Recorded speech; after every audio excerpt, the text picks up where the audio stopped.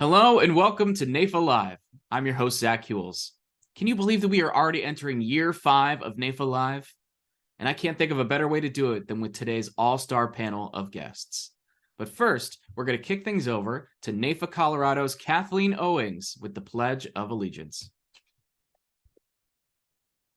I pledge allegiance to the flag of the United States of America and to the republic for which it stands, one nation, under God, indivisible, with liberty and justice for all. Thanks so much, Kathleen. And now we are going to hear from today's sponsors, Penn Mutual, and then immediately following that, we will hear from our CEO, Kevin Mayu. But first, let me introduce Jennifer Dorfmeister of Penn Mutual. Hello, everyone, and welcome to NAIFA Live. I am Jennifer Dorfmeister, head of independent distribution here at Penn Mutual. We are so proud to be sponsoring this webinar series where you will hear tangible sales ideas that you can put into practice immediately. At Penn Mutual, we are proud to say no piece of business enters without a financial professional involved. In today's uncertain markets, you are so critical to the success of planning for your clients. They need you now more than ever. You should also know we are committed to delivering a robust, competitive product portfolio that meets a variety of your clients' needs, while also providing incredible sales support at the local level. And lastly, of course, delivering best-in-class, industry-leading digital tools. 88% of every application that comes in the door to Penn Mutual comes in via our ACE platform, of which 60% get approved fluidless. The fastest from start to paid and issued was 4 hours. Just a few of the reasons why ACE and Penn Mutual have been game changers for many of you on the phone.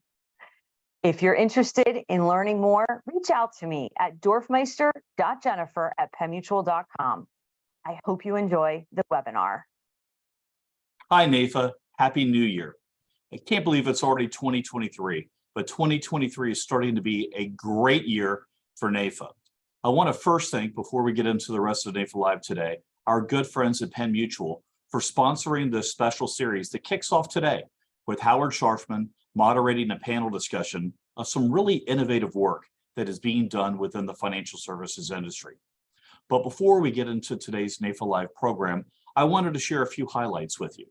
First, last week we held our first State of NAIFA webinar with our new president, Brian Holz, and we got a legislative update on the new Congress and what's ahead for the 118th Congress with Diane Boyle.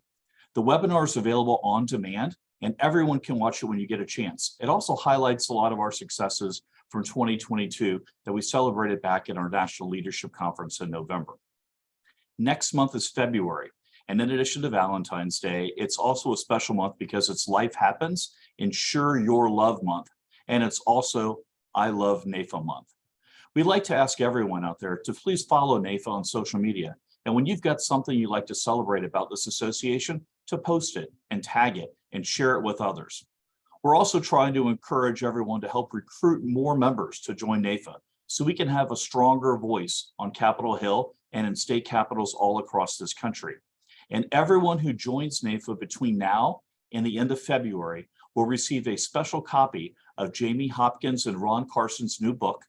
And all the members that recruit at least one new member will also get a really cool I Love NAIFA t-shirt. And you'll also get points towards other prizes and recognition. It's just a fun way to show your pride in this organization and to showcase to advisors why belonging to NAIFA is a solid investment of your time and of your money.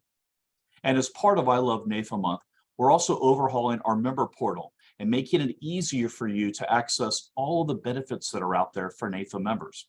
One such benefit is the NAIFA Marketplace that is offered by our partner, Chalice Connect. The marketplace is full of programs and products that you can use that actually will save you more money than membership dues even cost. Are you an independent agent and you need health insurance? The marketplace has it. Do you need business services to streamline your operations? The marketplace has it. Just visit members.naifa.org/marketplace to explore all the benefits available to you as a member of NAIFA.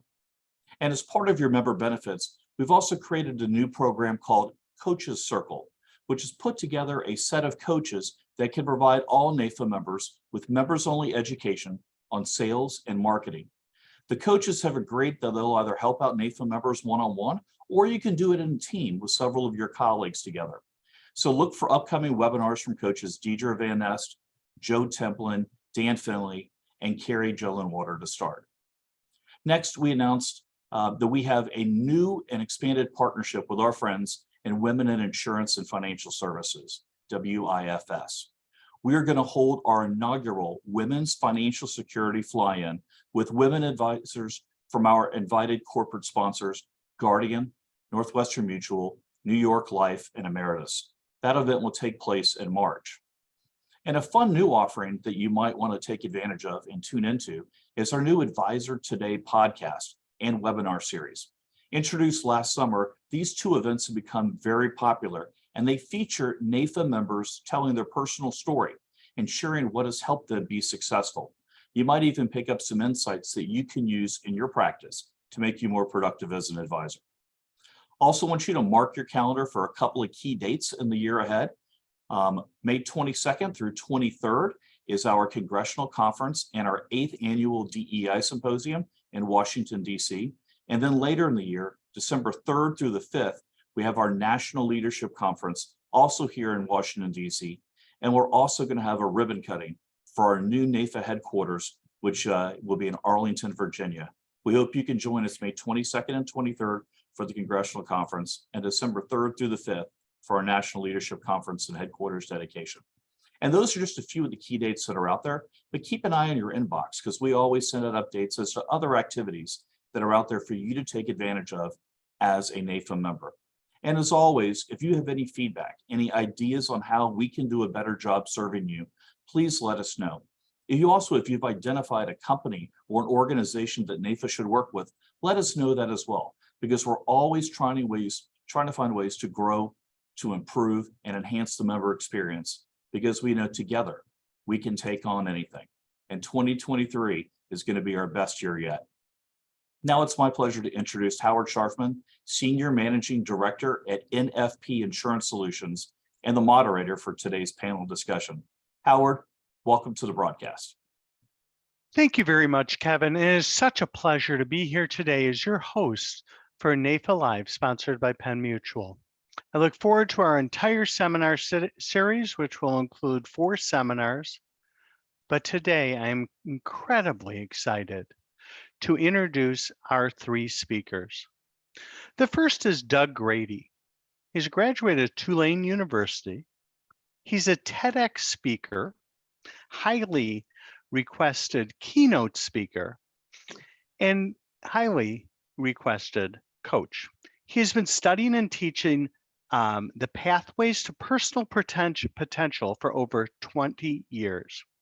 He is the author of The Ripple Effect, which has been widely read and highly endorsed in the insurance and financial service industry, including by me. He also developed a life-changing program, 40 Days of Focus. His passion for business and fitness have the perfect home now at FinFit Life. Doug will be our first speaker today. Our second speaker today will be Hunter Gimbel. Hunter is the CEO and managing partner of the Garber Group. Hunter and the Garber Group team specializes in life insurance, advanced estate planning strategies, multi-generational wealth transfer, retirement and business succession planning, as well as employee benefits. Hunter has been in the financial service industry since 2005. He's on the board of development for the School for Youth, a non-for-profit organization that helps inner city youth develop skills for future careers through paid internships and workshops. A native of New York, Hunter graduated with a Bachelor of Science in Business Management from Indiana University in Bloomington. And he and his wife reside in Cold Springs Harbor with their 3 children.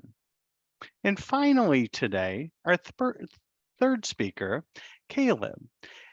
Caleb is the founder and CEO of Better Wealth, a company committed to showing people how to have efficiency and control over their money today while maximizing their future wealth potential. At an early age, he read every financial book he could get his hands on and was fascinated with the idea of ordinary people being able to achieve extraordinary wealth. While still in college, he was promoted to take over the entire investment division of a local community bank where he was committed to finding a better way to wealth for his clients. He traveled across the country for over 2 years, learning from top financial experts. He eventually discovered proven strategies and principles that can empower anyone to create and protect wealth. He's one of the youngest leaders in the insurance industry and quickly becoming the new face of finance. Excited to share and impact as many lives as possible, Caleb authored The And Asset. He hosts Better Wealth podcasts and speaks around the world. He has a true passion for financial education and is on a mission to help people see and reach their highest potential. But now, let's start with our first speaker, Doug Grady.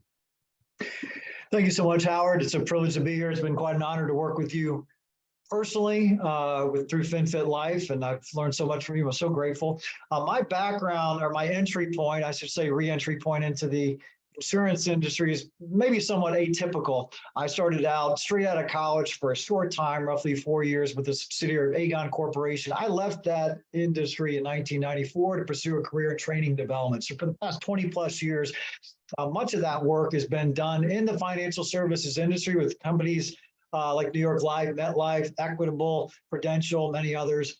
So I've had a great respect for the industry for most of my life. I'm also personally very involved in fitness. It's been very important to me personally as well as professionally.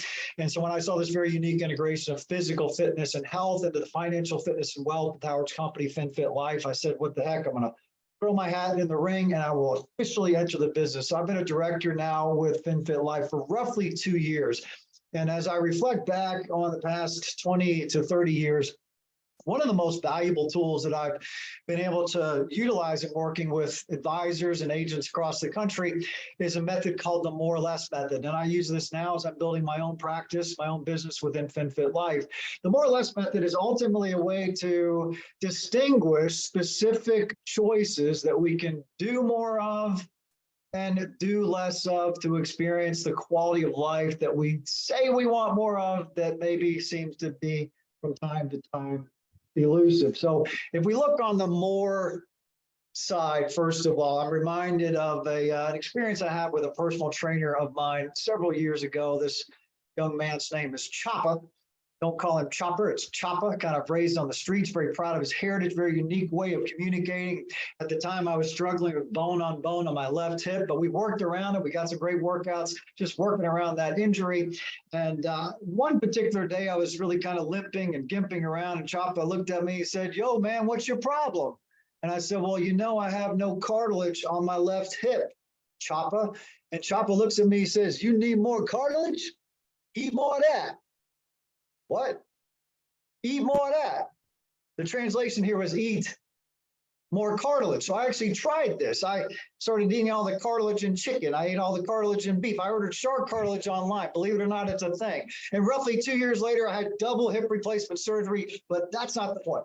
The point is there's tremendous wisdom in this concept of eat more of that. The experience of life that we want more of is often fueled by a choice to do just a little bit more in a certain area, or on the flip side, maybe a little bit less on another area. So let's look at this less side, and then we'll dive into this more, less method. Many of you on this call, or at least a few of you on this call, I know you've perhaps seen me speak. I wrote this little book called The Ripple Effect. The concept here is that one simple choice can change the course of your life. So it's my intention, my challenge to you, that you make a choice as a result of today to do something a little bit more or a little bit less. It can move the needle in business and in life on the less side. Perhaps you've seen me speak some of these big stages across the country. Occasionally, I've got a full-on beard. I look very different. I look about 10, 15 years older. My wife doesn't really prefer it, but that's another story. And every once in a while, I'm kind of in between and growing. Obviously, I'm clean shaven right now, but sometimes I'm just kind of growing out the beard. And from time to time, I'll see someone I haven't seen in a while, and they'll look at me, they'll point at me, they'll say something very profound. They'll say, dude, looks like you're growing a beard. Very observant. But the point is, you don't really actually grow a beard. You do nothing, and the beard grows. In fact, you actually have to do something to stop the growth of the beard. It's called shaving. And similarly, we do things. We engage in activities. We do certain consistent behaviors that actually stop, minimize, hamper, hinder our personal, professional, emotional, and spiritual growth. So much of life is not just doing more, achieving more, taking on more, learning more. That's certainly very important. But the flip side of that is looking at what am I doing that need not be done? What am I doing that I could do less of or not at all? How can I get out of my own way? How can I let go of certain things that create conditions favorable for the experience of life that I say that I want, that perhaps seems elusive from time to time? So I'm going to go ahead and share my screen and we'll dive right into this. This is, again, what I call the more, less method. It starts right here at the top with perhaps what you might consider to be traditional goal setting. What are the results that you want more of? You might call these SMART goals: specific, measurable, attainable, relevant, time-bounded. What are the specific, measurable results that you want to experience more of? Perhaps you want more recurring revenue. Perhaps you want more income. Perhaps you want less debt, more organization, less clutter. What are those specific things that you want to achieve more of from a results standpoint and achieve less of from a results standpoint? From here, we move into practice and getting very specific with the people, the products, and the partners that you want to work with more in 2023. Perhaps you want to get into a niche market. Perhaps you want to elevate your average revenue from a client. Perhaps you want to get a new designation to get into new markets. What are those experiences within the practice, the people, the partners, and the actual products that you want to work with more often, more fluently, more fully? From here, we get into experiences, and ultimately, it's the experience of life that gives us the quality of life that we want. And here we're looking at really what's the environment that I want to be in more often. What are the people, the circumstances, the experiences that you want to have more often? When I did this several years ago, I had this crazy idea. I wanted to be coastal for 40 days. Now, that might be easy for some of you. I live in Atlanta, a little bit inconvenient to be on the coast. It's about 4 or 5 hours to get to the nearest beach, but I put it down there. I focus on it. I want more beach, less city, more nature, less traffic. I went out of my way to do speaking engagements on the coast. All my athletic events were on the coast. I think I had 42 days that particular year. And got myself 42 days on the coast just by focusing on what's the experience of life. What's the experience of life that you want more? Who do you want to be around more? Where do you want to be around more? What's the feeling that you want while you're there? So this is what I would call experience of life. What are those experiences, that quality time that I want more of, maybe wasted time that I want less of? Where, who, when, how? What's the visual? What's the surrounding? What's the ambiance? What's the environment that you want to experience more fully, more often? This next category, I just call these characteristics. You may add skills in here. Maybe you want to become more confident, more assertive, more positive, less cynical, less complacent, less negative. Maybe you want to become a better leader, improve your effectiveness as a servant leader, improve your effectiveness engaging your associates. What are those characteristics, those qualities, those behaviors, those attributes that are important to you to develop more in yourself and let go of some of those things, those characteristics that are less preferred with your business and with your life? This next one I call emotions. And this one, I believe, could be perhaps the most important one on here. What are the emotions that you want to experience more of? Perhaps you want more peace, more love, more joy, more compassion, more intimacy, more connection. And you want less stress, less anxiety, less fear, less frustration, less agitation, less anger. Insert your own favorite negative emotion here. Those things may never go away completely forever, but how do I create conditions favorable for experiencing less of that and more of what I say I want, this joy, this peace, this love, this compassion, this connection? And ultimately, all of these things lead to our choices. One simple choice can truly change the course of our life. So what are the choices that you're committed to engage in that are consistent with the quality of life that you say that you want, that perhaps seems to be elusive from time to time? You know, I've had the opportunity to speak all over the country. I've actually had a chance to speak for some regional NAIFA chapters through the years, and perhaps I've met some of you through the years. It sounds kind of glamorous, but it's ultimately a lot of planes and trains and automobiles. Every once in a while, I get to experience something pretty interesting as a speaker. And several years back, I got to speak in Jekyll Island. That was pretty cool for me. I got married there. My wife is right there behind me. So it was very special for me. It was a beautiful, brand new resort, Jekyll Island. I was coming out after the day after the event, going through my morning exercise, did a little run outside actually a pretty long run outside of the resort, came back. And so I get to the side entrance of this particular resort. Here's the side door. My room is literally right up there. It's a very big place. So I'm going through this door to get up there to this room instead of walking all around. So I get my electronic key. I put it in. Nothing seems to happen. I turn it around. Nothing seems to happen. I flip it and turn it around backwards, upside down, sideways, and nothing seems to happen. So a little bit frustrated because now I've got to walk all the way around to the front of the resort. So in my frustration, as I was about to leave, I gently pulled on the door, which was unlocked the entire time. So this brings us to the punchline. You don't need a key when the door is unlocked. The door is unlocked. The door is unlocked to the next level in this business. It takes choice to open that door.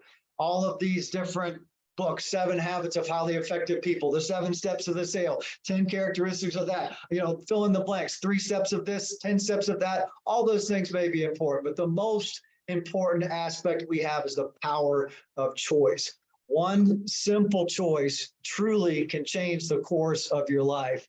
Positive change begins with a positive choice. We have some incredible panelists on here. They're going to give you some great content, some great value, some great opportunities of sharing about how to partner with people, how to market.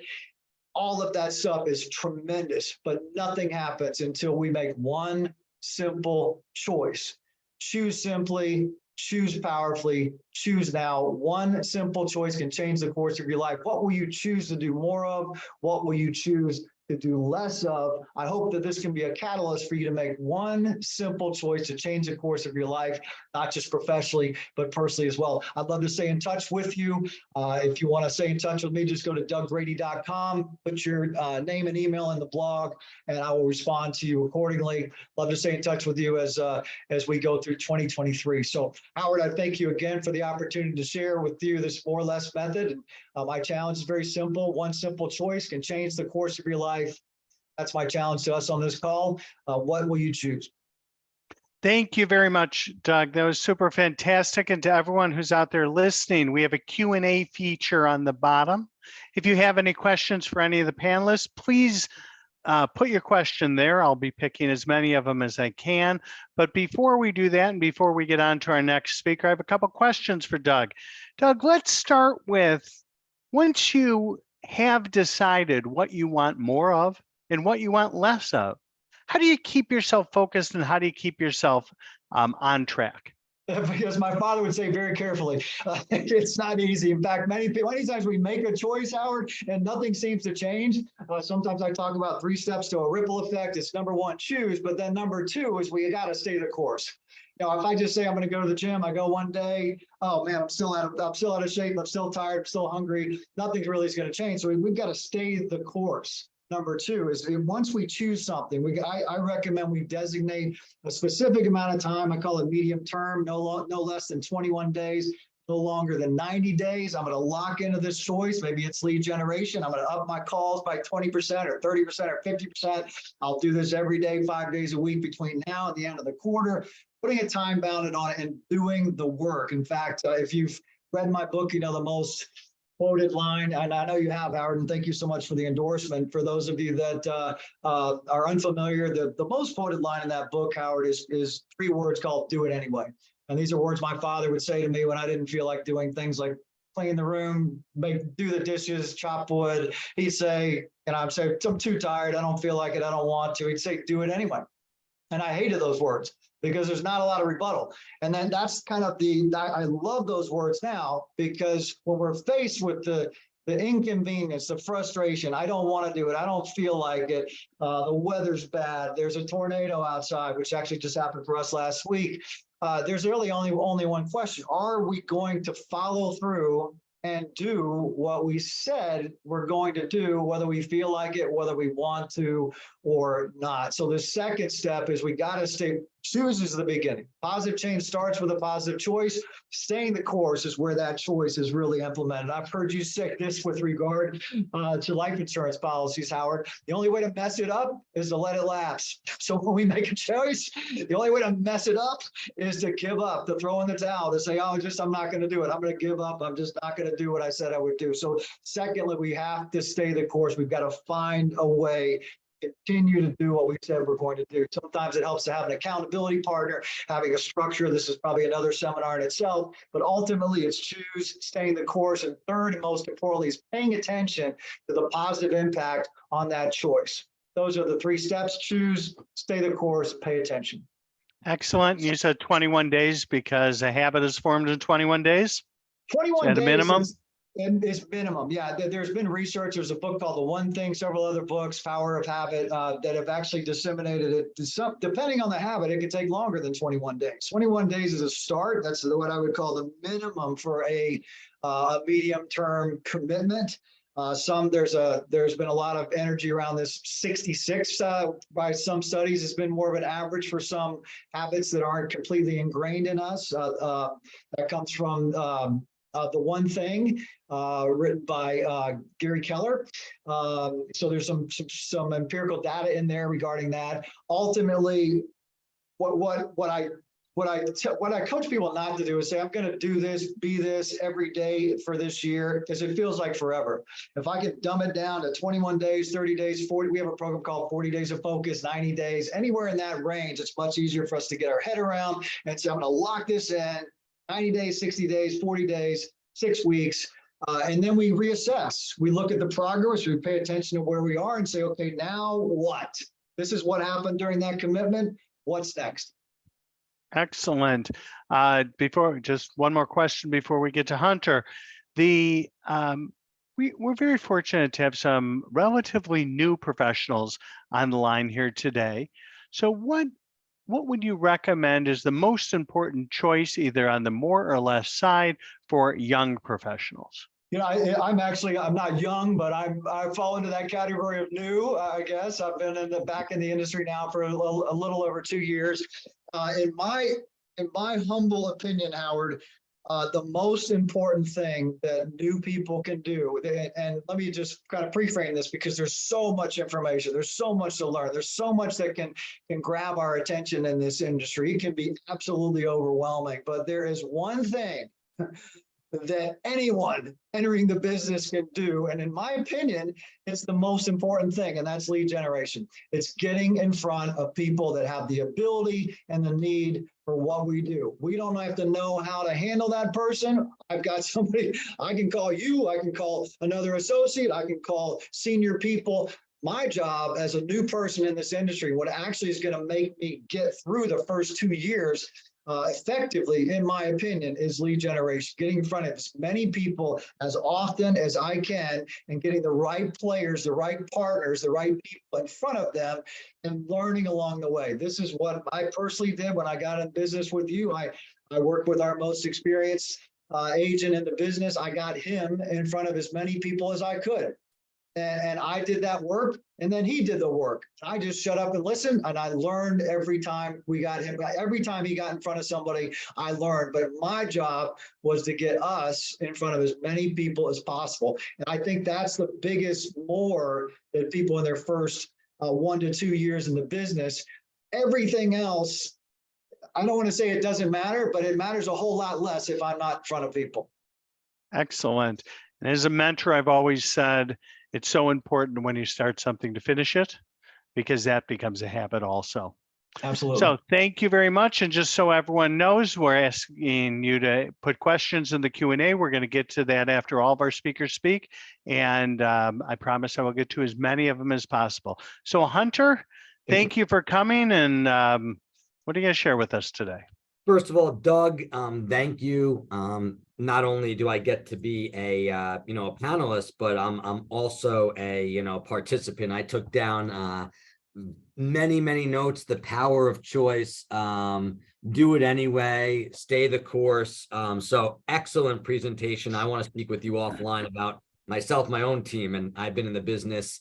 2 years from now will be my 20th year. I began in 2005. So I'm going to talk today. I'll share my screen, make sure I'm doing this correctly, as we had some issues before. Let's make sure this is correct. Okay. Everyone see that? Howard, thumbs up. We're good. Okay. So the power of joint work, leveraging your resources and time. And actually, I presented this to Howard's team back in October during his annual review, meeting with his own advisors. And I'm going to go to a story of when I came into the business in 2005. I was working in a family business with my father. It was a consulting firm. We were consulting commercial printers, and I just wanted to do something more entrepreneurial. I didn't want to have to go back to my dad to ask for a raise or ask to submit expenses. So I decided that I would leave a stable paying job with all expenses to go into an industry that had no salary and complete upside potential. And I remember my mom saying, "Are you bleep kidding me? This is the worst decision that you'll possibly make in your life, and you'll be back working with your dad." So I said, okay, if I do anything, I have to be successful, because I am never going back and working with my dad, because that would be admitting, defeat to my family. So I came into the industry and said, "Oh, this will be easy. People want to meet with me, and they probably haven't done anything." So I called, emailed all the print companies I know, figuring, oh, I was in the print business, so they'll want to speak with me. I quickly found out that was a lot more difficult than I thought it was going to be. They said, "Great, we knew your dad. He's very successful. We're all set." So then I started calling on accountants that worked at Ernst & Young. We had some minimal success there. And then in the small agency that I was in, everyone was working with doctors. So I started approaching the more successful advisors and saying, "Listen, I want to learn that market. I'll do anything that you need me to do to help you be successful if you can mentor me about how you're working with all these successful physicians." They said, "Okay, call and set up seminars for us. We'll bring you. You order the food, you collect the evaluation forms, and you say nothing else. Basically, you are a fly on the wall." I did that for about 2 years, watched the presentation, then developed my own, where I was giving close to 2 to 3 presentations every month, and then eventually built out a team of 8 advisors, where we were doing close to 100 seminars a year, and we were adding 200 to 300 doctors, and it became seamless. I would have never been able to learn that had I not approached the more successful advisor about his success in that industry. I did that for 8 years, and hundreds of doctors later, I saw another successful advisor that was working with Wall Street professionals, writing very, very large life insurance premiums that I knew well as a friend. I said, maybe I'll, try this. So I approached him, and he said, "Sure, if you're willing to set up meetings for those that work on Wall Street, I will do everything else. You don't say anything in that meeting. You just come to the meeting, take notes, craft the summary email, send it to me first, and then you can send it out." I did that for about 2 years. At that point, he said, I'm thinking of transitioning. I think it's time that you consider buying my practice. I bought his practice. I'm just going to switch to the next slide here. And so the point I'm making here is, and to piggyback on Doug's, is it going forward, Howard? No. What about now? Okay. So there are internal and external opportunities, especially if you are a young advisor in this business. It's easy to say, and Doug said it, call people, make appointments. But what I always found nerve-wracking is, what am I going to say to them? And what if I don't have any experience? The first thing I'm going to say is, who have you worked with like me? So I always approached other people that I saw as successful and said, I will be your guinea pig. I will be your work. I'll do anything that you need me to do so you can mentor me in those specific markets. Because I'm not the best closer. I'm not the best dressed, but I'm great at setting meetings for other successful people. And there are plenty of successful advisors out there right now that are still looking for activity and need young people to either work their B and C clients, or maybe you have successful people that they would have never met. I always saw focusing in niche markets. So I went after people that were successful, that had a specific industry, dockers, Wall Street professionals, and then I've doubled down. So as an example, I met Howard about 2.5 years ago at a study group. I saw a presentation that he did on PPLI insurance and working with Fortune 400 families. I reached out to him after and said, hey, if I set up, a meeting or call for someone that's your type of client, would you be willing to work on it with me? We had a couple calls. He said, absolutely, as long as it makes sense for both of us. And so I didn't need to be an expert in PPLI insurance or working with Fortune 400 families. All I needed to do was get the right, connection on the phone with Howard. And that's what most people, I think, young in this business are missing. I had a call recently with a family member of mine who's in this business. I said, listen, the best thing you can do is set up as many meetings as possible, but bring in a team member that's been doing this a lot longer than you, that you can learn and mentor from. Because if you're doing it on your own, the chances are you don't know what's working and what's not working. And if someone else that's been there 10 years, 15 years, 20 years, not only can you learn from them, but they can also guide you how to improve. So I'm going to go to some examples here.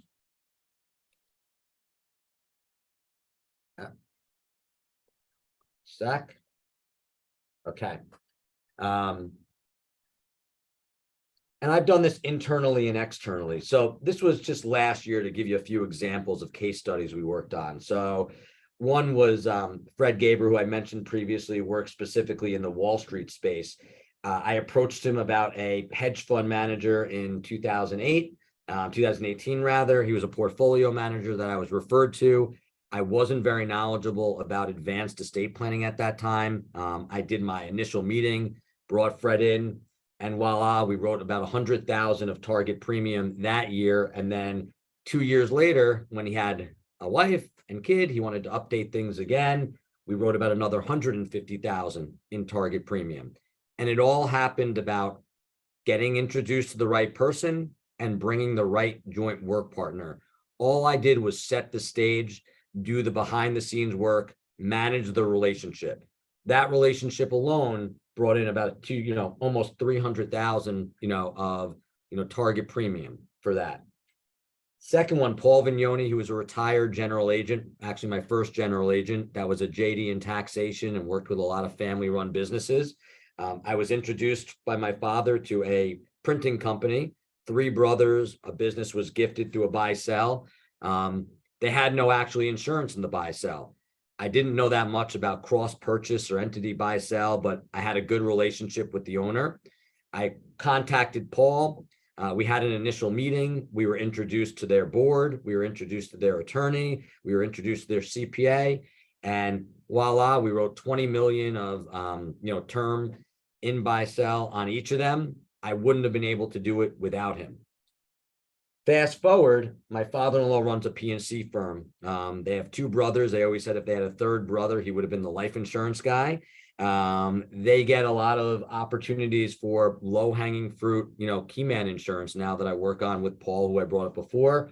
Last year, there was an opportunity for one of their key clients, resulted in, $60K of target premium. So the point here is not about the premium that was generated.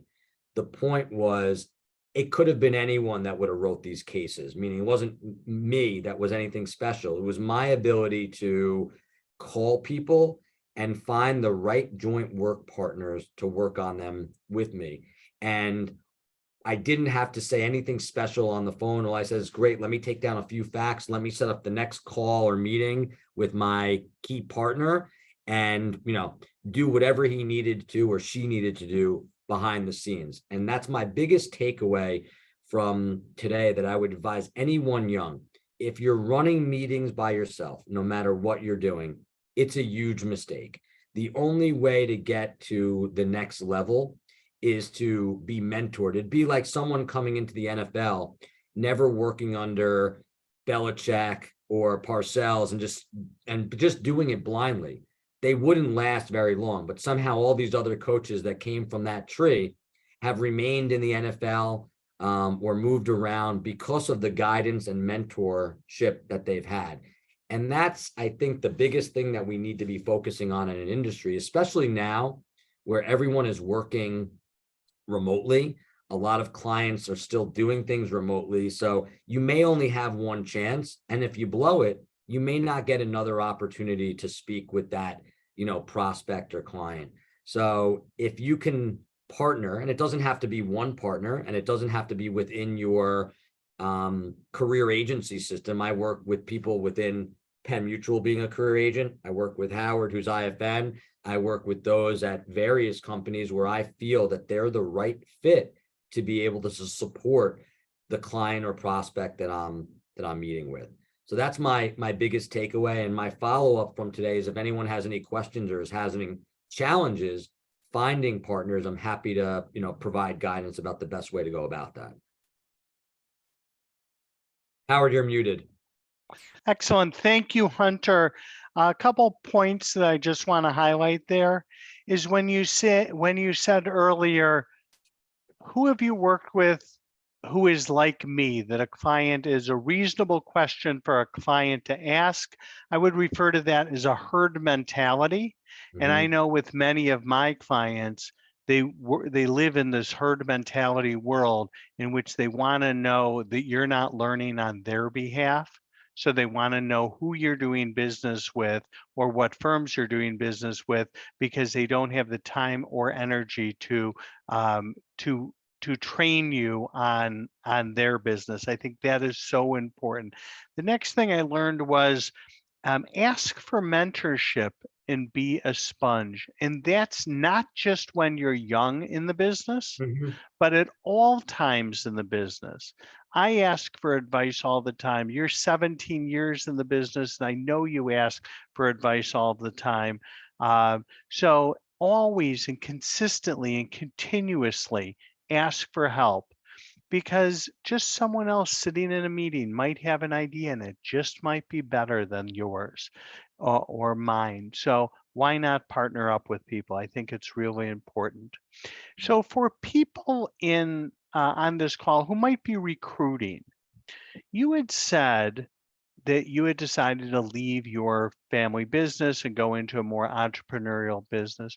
When do you think the best time it is for someone to do that? Or when should some of our people who are recruiting approach people to potentially leave a successful business that they're in and come into the world of insurance-based planning and financial services? Yeah, I mean, listen, clearly the younger and less financial commitment someone already has makes it easier to make that transition. So if they're married with 2 or 3 children and have a lot of pressure, it's more challenging because you need time to get up and running. So certainly someone younger in their career, or without as many, requirements. Or the other side of that would be they really have a great, quote unquote, network of resources that and not just resources, but people that are really willing to sit with them when they make that transition. Everyone has friends or family or people they know that work for X, Y, and Z company at a high level. The question, though, is, are they really able to schedule a meeting?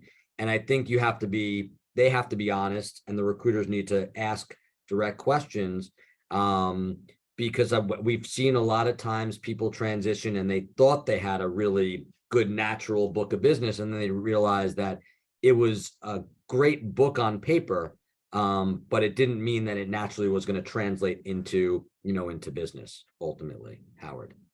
Excellent. And just one more question before we move on. You run a team similar to a small producer group. What were the biggest challenges you have in running that team, and what benefits do the clients get from being part of a team instead of with someone who is a sole producer? So, great question. And I think the benefit of, let's talk about the team members is, I set calls weekly with other successful advisors and, professionals like yourself, Howard, or with attorneys, with CPAs, to get them exposure to ideas that they may have not thought about on their own, that they can then share with their clients. Additionally, they will call, me in, or I'll tell them who the appropriate partner is to bring in. If they weren't part of a team, they might have just been doing the basic back of the napkin planning. Here's some term insurance, here's whole life. They may not have even talked about, estate planning or tax planning or business planning. So it's a benefit to them. It's also a benefit to the client, because they're getting brought more advanced and creative ideas that they might not have received from the advisor themselves. Excellent. Thank you so much. And we'll be back to you with some questions later. Our final speaker, Caleb Gillians. Every time I mention his name to someone in the industry, they're like, I know Caleb. I know Caleb. He's like Madonna. He's a one-word person these days. And he's done this and has built this reputation in such a short period of time in the industry. I'm so excited to have him here sharing with you today, and I'm excited to learn along with everyone else in the group. It's a pleasure being here, and I'm the truth is I'm just paying off a lot of people. So I'll add you to the payroll, Howard. I just want to mention two things before we jump in. I am where I am today is only possible because of joint work. It was very clear to me when I got into the business that I knew nothing. And one of the best decisions that I ever made was to reach out to multiple people that I admired, provided them value, and brought work to the table. And I learned so much from that. So Hunter, thank you so much for sharing that. I'm just really you're even going to see, I'm going to touch on that in a second as well. Doug, my beard story for just real fast is someone came up to me recently and said, Caleb, I didn't think it was possible to still have a baby face with a beard, but you proved us wrong. So anyways, I'll own that. And this is a function of laziness, not proactiveness. So anyways, the purpose of my quick talk is I love our industry. I love what we get to do as a profession. We have one of the most powerful things, we have the most high value areas to serve people in generations. And yet I feel the pain every single day of people almost tripping over themselves because we've been given so much to steward, so much to do. And a lot of us will feel and raise our hand and say, we're not translating that, or that's not translating into what's possible in my own life. And so my quick story in a nutshell is I had this opportunity to take over a bank's investment department. I have a mission statement on the wall over there. It says, help people see and reach their highest potential.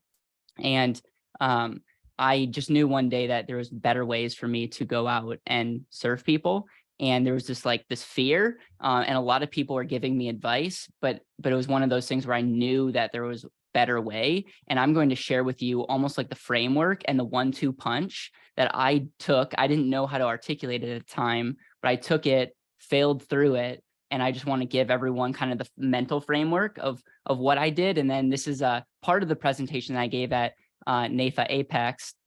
And it was an hour presentation, and I'm slimming it down to about 10 minutes. And so the last thing I want to say is I'm going to whip through these slides really, really quickly. If anyone wants the slides, if you email me, I'll have I'll give you my email at the end. I'll gladly send it to you. So just try to get the big picture, and due to time, I'm going to make it quick. So with that,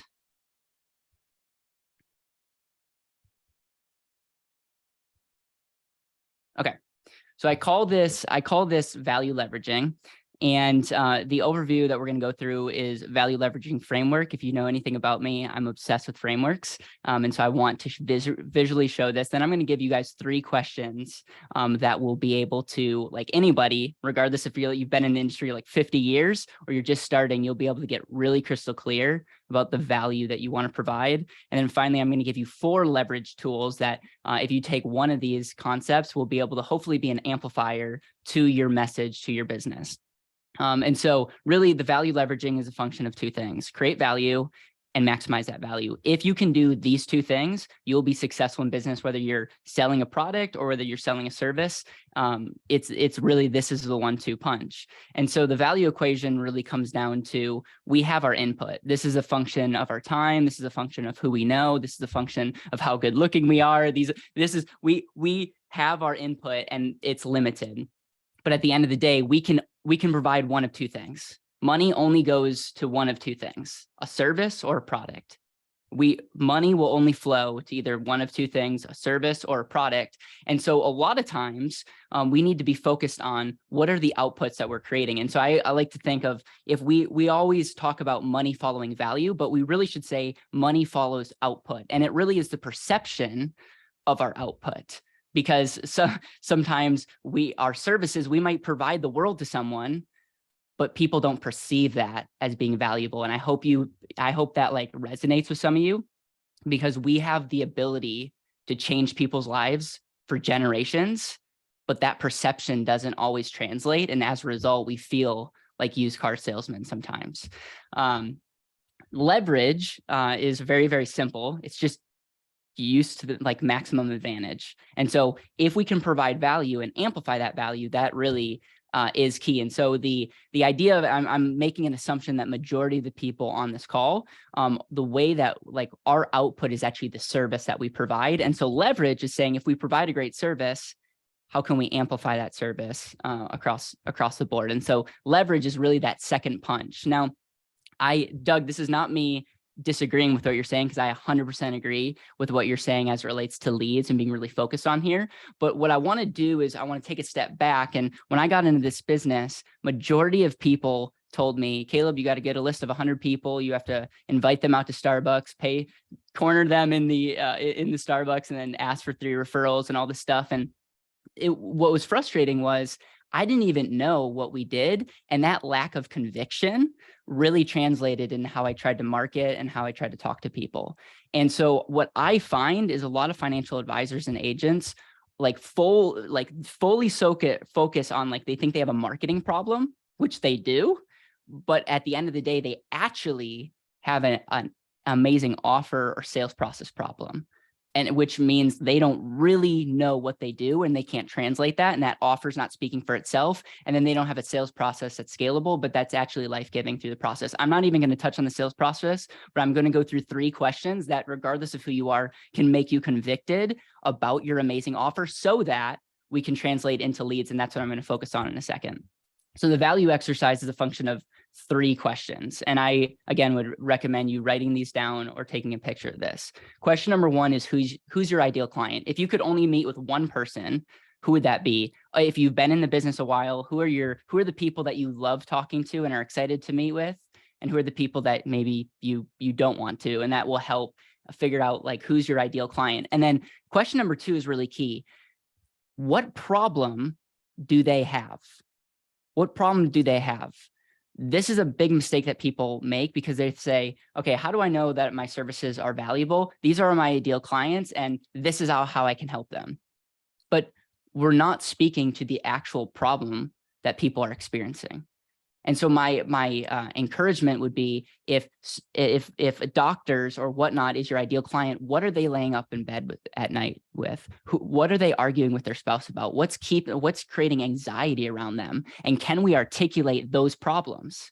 Because the way that we crazy over deliver on those problems, that ultimately is what our amazing offer is going to be. And so if we can speak to their problems, then people will start being interested, and then our perception of value is greater. The problem is we see the power of life insurance. We see the power of annuities. We know that there's certain products out there that can be game changers, but we're speaking benefits and it's not translating, and because we're not actually speaking to people's problems, and as a result, we're not having the as much of success. And so I actually recommend people, especially in the space, get really convicted about answering these 3 questions, because everything else from marketing to joint ventures to adding leverage can really go one to many if you really have this. But if you don't, you might be feeling like you're spinning your tires and trying to figure out like what should I be doing. And so this is just a word picture of make your service as valuable as possible. And in a longer talk, I actually show a presentation that Elon Musk gives. I know that he's been in the news a lot. This was before, but he just says a lot of business owners just need to be obsessed about making their product better. Less time in board meetings, less time on PowerPoint, just make your product and service better. And I think that really spoke to me because I was trying to figure out how to game the system to get more clients. And I was thinking very little about the actual ability to serve our clients and how they're winning and how they understand how they're going to win. So the first step is if we audit our services and we audit what we do, can we answer those 3 questions? Next, I'm going to go through 4 leverage ideas that can take our valuable service and just take it to the next level, because I believe lots of people are living non-leveraged lives. They have gold in their hands, and they're not amplifying that ability to get it out to more people. And so this is my favorite just mini quote as it relates to leverage. If you had a long enough lever, you'd be able to move the earth. And it's super true as it relates to the power of leverage. And if you look at almost anything and anyone that has created lots of success and wealth, it usually has come from some form of leverage, whether it's leveraging money, people, relationships, AI, like regardless of what that looks like, it usually leverage is behind wealth and influence. And so my 2 disclaimers as it relates to leverage, and I'm speaking to my generation especially, is leverage without value is a total and utter disaster. And what I mean by that is if you just try to leverage and just try to make more money, but your underlying value is lacking, you're pouring gasoline on your business and your name. And it's not, you might win short term, but long term, it's not going to be a good idea. And then the second thing is, how many of you can relate to this shiny object syndrome? We want to do it all. In my original talk at NAIFA, I think I gave like 11 ideas, and my commitment or my challenge was pick 1, because if you try to implement 2 things, a lot of times you'll implement none. And so that's my disclaimer number 2 is all the things that we talk about on this panel. I would hope that you can take 1 thing and actually implement it in 2023. So idea number 1 is the OPA. OPA stands for other people's audiences. This is where I'll give Hunter a shout out. I believe one of the greatest leverage things that we can do is leverage just leverage other people's influence and audience. And so this was really in 2018, I met both of these people, Dennis and Pete, and they both helped me understand that I had a message and that I should be growing our business via stages.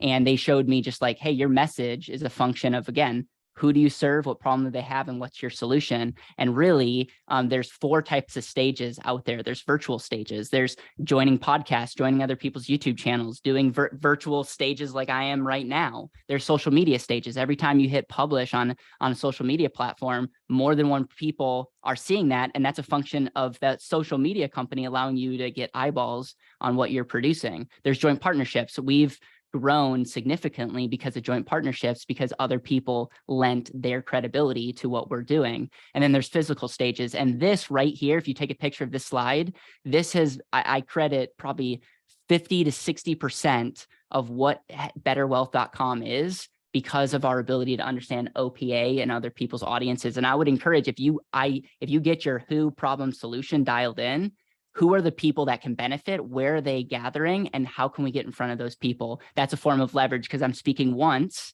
and I'd be saying this if I was talking to one person. I believe John Richardson's on here. John, if I was talking to you, I'd be saying the same energy, but more than one person's watching. And that's just an example of leverage. Step number two, or lever number two, is the video email lever. This is probably something that I get the most comments on. I've sent over 4,000 video emails since being in business. I am dyslexic, so I struggle writing in general. But what I found is I can save more time and be more authentic and have the wow factor when I send a video email. And I understand compliance doesn't allow everyone to do this, but this is something that I've incorporated. And we have a culture at Better Wealth where we send video email follow-ups. And when I meet someone, I'll send them a video email. And it's just one of those little things. The input is not that hard, but it's created so much goodwill in our business. And so a common question that we'll get is, what services do you use? SendSpark, BombBomb, and Loom are all three services that we've used in our business. And they are all designed to help you send video emails. You could send LinkedIn messages, all that stuff. I'm a huge, huge fan of the video and scaling via video. Step number three is the website lever. I call this the meeting before the meeting. And this is something that happened early on, of like, how can we create something how can we create videos or something on a website that give people a little bit of context before they meet with us. And so this is up here, right here, this is a term insurance. This is when I worked at the bank. I was very excited about selling term insurance. And my idea was, I'm going to create this lovely presentation, give it to our mortgage lenders. And every time someone bought a mortgage, I would have them send this video to them. And this was like a very basic example of the meeting before the meeting. Because if someone watched this video and they wanted to talk to me, boom, I skipped a meeting, because now we're talking about something that they're already, ready for. And so we've taken this concept, and I'm a big fan of taking your website and really creating paths where people are saying, hey, I want to learn more about this. And instead of you maybe, getting in front of them, see if you can take technology and have them watch something or read something and then come to you. You're going to find that the credibility, your status is going to increase, but it's also going to help you scale. And so we do this for a lot of people around the country, and we also do this internally for our business. And then finally is the virtual studio lever. I know I'm going through this quick, and it's 2023. We all now are used to the working virtually. And what I found is, like, there's different ways to have a home studio set up, and we all know the basics: good internet, good audio, good lighting. But one thing that I've learned from great mentors is the power of the whiteboard, and utilizing and leveraging whiteboard. That's one of the number one things that people say that they miss in virtual. They're not able to have a whiteboard. And so did you know that you can turn your iPad or anything that you're able to write on into a virtual whiteboard? I could do this now if I had time. I could join the Zoom meeting with my iPad, and then I could just share screen, and boom, I could have a whiteboard as another user and still look at you. You wouldn't have to see my nostrils if I'm trying to write on my screen. And then this is something that we've used, and I just see it being really impactful for people that want to embrace technology, but miss the being able to write and kind of being fluid. So here is my email. Caleb@betterwealth.com. There's also a QR code. But if you guys want more, there's a lot of other things I would like to share. I probably went over, but value leveraging in summary is provide as much value as possible, be convicted with that value, and then try to find levers that can amplify that value. Your audience, your clients are going to be better served. You're going to have more time. You're going to have more money, and hopefully we'll be able to create a greater ripple effect. And so, Howard, I'll hand it back over to you. Excellent. Thank you so much. Let's start with the first question. You started with the word framework. and that you're addicted to framework. Could you explain and define framework to the group? Yeah, I think my favorite definition of framework is a structure of how things work. And what I don't like is when people give me advice without me connecting the dots. I don't know if that's because of dyslexia. I don't know, but I like to see how things work. And so I like to see, okay, from beginning to end, how does it work? And so what my challenge to our team and my challenge, even when we explain money, how does it connect? How in everything that we do, like, how does it connect? And then I'll go a step further. If we can't explain it on a whiteboard, in a lot of cases, that's a red flag. And so what we try to do in business and when we help people with money is break down the steps and really help people understand it and then have them tell us that back, because then we can scale as it relates to understanding, because we're all on the same page and we're not just trying to read from a principle or something, which can be good, but a lot of times we're missing context as it relates to that. So another word for framework might be process. Yeah. Yes. Okay. And sometimes bringing the backstage out front, if you will, to explain the process, which may seem a little disjointed, but will help people understand where they're going when they hire you to help them with their planning. That's right. That's right. Okay. Excellent. Let's talk about mistakes a little bit. What are some of the biggest mistakes you see people making when it comes to marketing? I think the biggest mistake really is this like believing that it's over when we just get more people, and more people definitely is key, but it's having the understanding of how you can take interest and awareness and how you can actually convert that into clients. And so Hunter, whether that's working with someone that can really help you and for your belief to be on them, or it's for you to really take the time to understanding these are the people I serve, these are how I can actually help them. And then as a result, being able to serve them. The big mistake that I made, and I see a lot of other people making, is they're solely focused on like, hey, I need to feed my family, which is totally great, but all their focus goes into believing that they have a marketing problem, which they do. But the underlying issue is they're not being efficient in their marketing because they're not doing great at sales, and they're missing a lot of opportunities because of their marketing message and of their time in front of the client. And so that would be, I think, the big mistake is not a strong understanding and conviction of our service and being able to make our service irresistible and it be attractive to the public. Excellent. And how many ideal clients could someone have reasonably? That's a great question. Like, are you talking about different categories, or like, are you talking about the number of people that someone could serve? No, I'm talking about different categories. Yeah, so good. I mean, if you work like us on the internet, you could probably get super niche and have one or two and say, like, I work with this very specific person. And the more specific of a person that you work with, you can obviously target your messaging towards them. We are more general, mainly because like, we want to work with more entrepreneurial minded people. And so that probably could be a category of lots. So I think it's the more niche you can make it, the easier your marketing message can be. But I don't think I answer your question very well. I think it really depends on who you are. And I think if you have the discipline of narrowing it down, you're going to have more success. But you also can take these principles and have it more general, as long as you're speaking to their pain point. Okay. So how often does it happen when someone isn't your ideal client that you say to the client, you know, we find our ideal client, we figure out what problem that they have, and we crazy over deliver. You're not my ideal client, and I don't think it's going to work for us to work together, because I think saying no is sometimes important as finding the yes.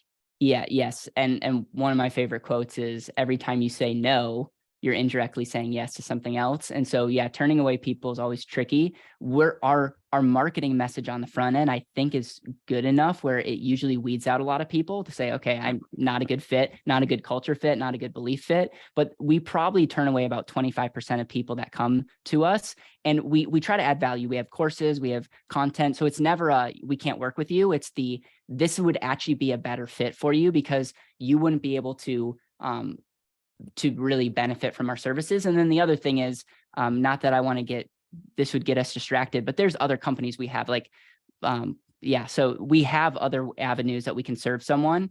And so usually it's hey, you're not a good fit for this thing, but this person or this side of the business would be a better fit. And so but it's sorting is really, really key and being really clear, because we've probably all taken on a client that has been a pain in the long run. And it's at least it's taught me a lesson to be really careful about that. It's not just pain, it's not adding value. So if you're not adding value, you can't crazy over deliver. Right. And on that subject, give me a example of crazy over delivering, and give me an example of an amazing offer to clients. Yeah. So what I would say as it relates to crazy over delivering is, and this is maybe not our example, but it's an example when I think of annuities, is a lot of times we like, as an industry, we talk about annuities, but what's the underlying power of it? It's the cash flow. It's highlighting the cash flow side. And so an example is, whether we're talking about life insurance or annuities, one of the things that it's easy to fall into are the benefits of life insurance or annuities, versus translating that into, hey, this asset over here could potentially, if set up and used properly, could potentially create better protection and better, i.e. result on what you actually want, which is maybe more cash flow, maybe more secure cash flow. And it's really speaking to the client on, like, they don't know maybe what to ask for, but when it's translated into translated into cash flow and talking about what they truly want, that's an example of, maybe taking, a messaging over here and really getting it to something that hits home. Excellent. Also, everyone, please, I do have some questions here that I'm going to run through, but please feel free to ask others. The first question is for Doug. Doug, when do you see pivoting when it's not working? And how do you do that? Quitting isn't an option, John Perry says, but when should we pivot? Yeah, that's a great question. And I did see that question, John. I appreciate you putting that in here. This is why I like to segment personal performance disciplines into what I call medium term. We talked about 21 to 90 days. So it gives a chance to stay the course. It gives a chance to actually engage in that discipline long enough so that there is a result, there is an outcome. I think many times, I use the analogies a lot of times of fitness programs, and because I'm just a big part of my life. And so, there's programs like P90X and the Whole30, and I did Heart 75 this past year. I don't recommend it. But for example, P90X, people get to day 9 and they just, day 9, 10, 11, they throw in the towel. They're still out of shape. They're still hungry. They're still sore. Now they're so pissed off they may never work out again. I mean, it's not a 12-day program. It's a 90-day program. So when we implement these disciplines, we need to give the discipline, give the activity time to actually time to develop the results that we want. I think throwing in the towel too fast is a mistake. I think it's important to constantly. We talked about those 3 steps. Howard, choose, stay the course, pay attention. It's important to consistently pay attention to the 60, 90, 40, 66-day period, whatever it is. I'd recommend you carve out a discipline between now and the end of the quarter. Check out the book 12-week year, because you can look at this quarter as an entire year in and of itself, which will change the free frame. And again, maybe a different seminar. But if we look at this as this net between now and March 31st, I'm going to engage in this. I'm going to pay attention daily, weekly, monthly into the impact of this, whatever this was. And come March 31st, that's when I'll do a full debrief and assess what's happened, what hasn't, what's the shift, what I need to take on now to improve, adjust, augment moving forward. along the way, there can always be adjustments, there can be additions, there can be subtractions, but I think the biggest mistake, again, is throwing in the towel too soon. If I say I'm going to do something for 6 weeks, I do it for 6 weeks. At the end of that 6 weeks, I pay attention to what happened, what didn't happen, what I want to happen, what could have happened, and then I make adjustments. So that would be, that's maybe not the only answer, but that's my kind of my immediate answer to that question. Excellent. And just, I learned something from a client a while ago, and after every project we work on for this client, we have a meeting called Lessons Learned. And in that Lessons Learned meeting, we rehash what happened. We highlight the things that worked well, so we remember them for next time. We highlight the things that maybe caused frustration on their end, so we make sure we don't do that again. So lessons learned after that, if it was 90 days or 30 days on your program, is something that's very important. We did have a question come in that said, what's B and C clients? And then what's PPLI insurance? PPLI insurance is private placement life insurance. It's a longer topic, and we're happy to go over it at a different time. B and C clients, I'm not sure if the question meant P and C, so property and casualty, or clients graded as an A client being your ideal client, a B client being someone that you work with pretty well, but not your ideal client, and a C client is probably someone that you need to pass off to someone else. So I'm not sure what the question was there, if it was actually B and C or if it was P and C. I could be overreading something. There's a question here that says, what are some of the questions for the potential client prior to setting up the next meeting? And I think that was probably to Hunter. What are some of the questions for the potential client prior to setting up the meeting? So I think, and Caleb touched on a couple of them, and actually Doug, but you know what typically and I took this from going through Sandler training program years ago, which was, thanks for taking the meeting. Obviously, you thought about this before I got here. Can you bring me up to speed as to why you took the meeting, what questions you were wanting to ask me, and what you're hoping to accomplish in the next 15, 20 minutes of our meeting? A lot of times they're kind of blown away that those questions even came out, but you see them thinking, and they give you a lot, and then you just shut up and don't say anything. And even if they stop, you just give them the time to talk. And a lot of times they'll come, well, I just got married, or I just got divorced, or I had a second child, or my this has gone down. I didn't love my advisor. Oh, great. Tell me more about that. And so a lot of it is asking them to give questions and feedback and saying, fantastic, let me take that down. I'm going to bring my partner in. We're going to go into more detail at our next meeting. Would it be okay if we could make it a little bit longer? What's the best day of the week for you? What's the best day that it won't be canceled? What else should we be covering in our next meeting that we didn't cover today? So I didn't go over anything really. I just asked a lot of open-ended questions, took down a lot of detail.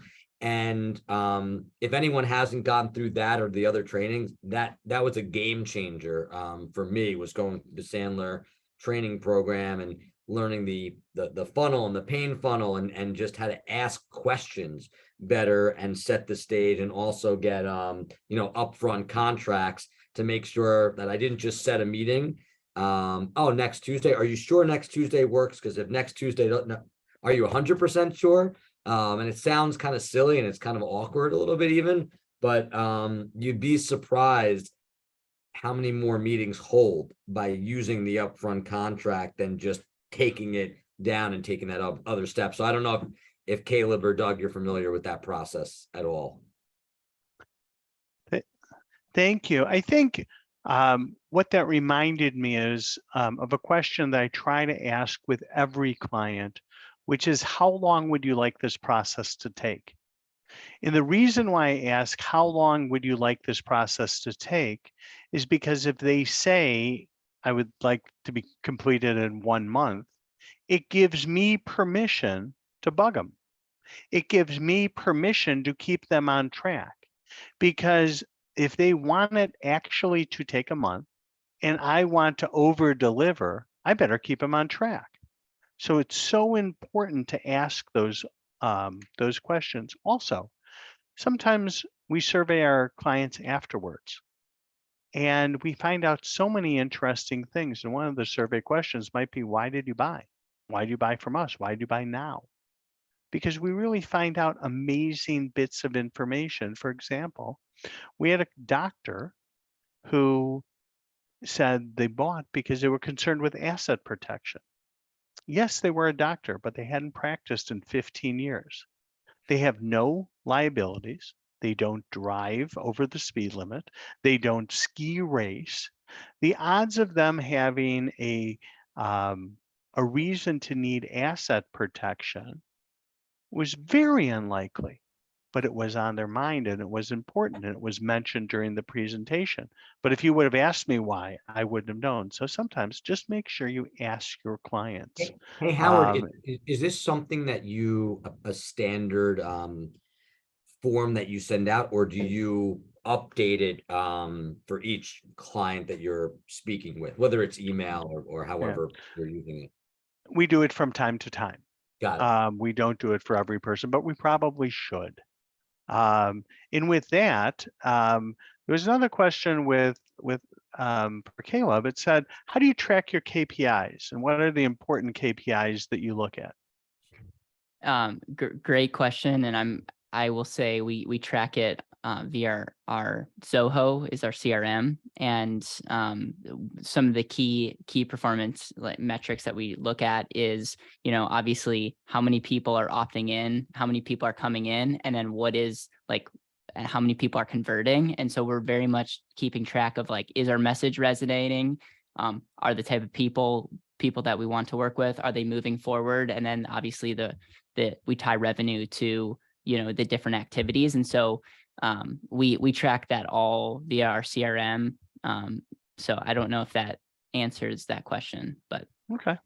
I think it's very important to track KPIs and use data on a daily basis to run all of our businesses. Yep. In closing, if there are any other questions, please put them in quickly because we're going to be closing quickly, and I might give you back a minute or two of your day. But also remember to answer the survey. Remember to answer one of the reasons why you like this was, of course, the host was so handsome. But besides that, please answer the survey. We want to, as we discussed in surveys, get better every time. So your information is so incredibly important for us to improve on this seminar series and make sure we do it all the time. And then let me just look. I think a couple more questions might have come in. They did not. So thank you. Thank you to our panelists. You were exceptional. I couldn't have asked for more nuggets. I couldn't have asked for more ideas that I'm going to implement into my practice. And I hope everyone else feels the same way because I sure learned a lot. I look forward to seeing everyone on our next panel sponsored by Penn Mutual, which will be in April. I'm sorry, in April. And is there anything else that I've missed today? No, I'd just like to say thank you again to everyone that participated today on the panel, and everyone who came and participated and sat and watched this NAIFA Live. We always appreciate everyone being on here. And I just want to give a quick plug for the next NAIFA Live that's happening next month, which is featuring Kari Gillenwater, and that's going to be Thursday, February 16th at 2 p.m. Eastern. Excellent. Thank you, everyone, and have a great afternoon. And let's go implement some of these ideas.